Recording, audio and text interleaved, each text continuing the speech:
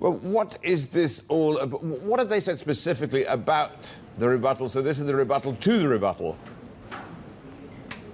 Yeah, it's a developing story. It's getting interesting. Yesterday night, late night, Adani Group has come out with a 413-page report, largely saying that any attack, this attack is largely towards India, and the nationalism was the key theme for Adani. And Adani also clearly said that they questioned about the malified intentions behind the Hindenburg report when Adani has timed it FPO, and they said most of the questions have been there in the public domain, and some are baseless allegations made by Hindenburg Research. But in the morning, Hindenburg issued another rebuttal to Adani Group, saying that you can't just put bloated nationalism to evade questions raised by this 100-over pages report posted by Hindenburg Research. And they also said most of the questions raised by Hindenburg Research is unanswered.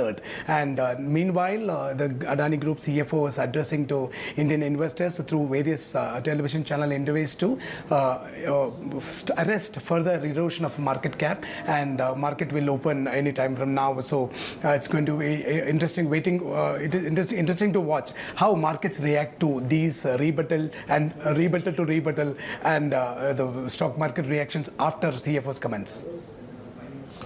Okay, Sanjay, quickly, what is the mood? Because I mean, if you read social media, it's the vitriol directed towards Hindenburg Research by some is using essentially nationalism. And this is one of the mainstays of the report, isn't it? That Hindenburg has rebutted with here as well. And how is this dividing things up, and how is it affecting the way that people look at corporate India now?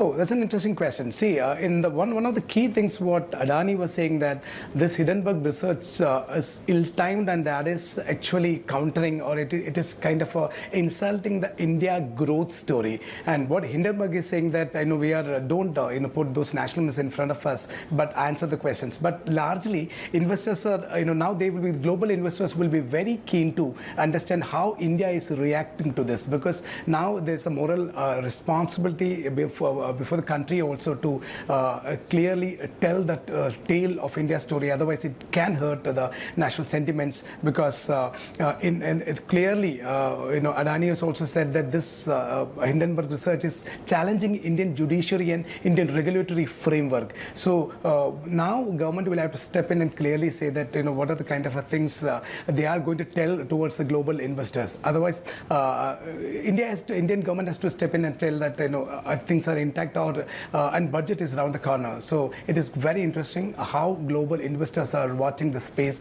and how this FPO will shape up in the next 2 days.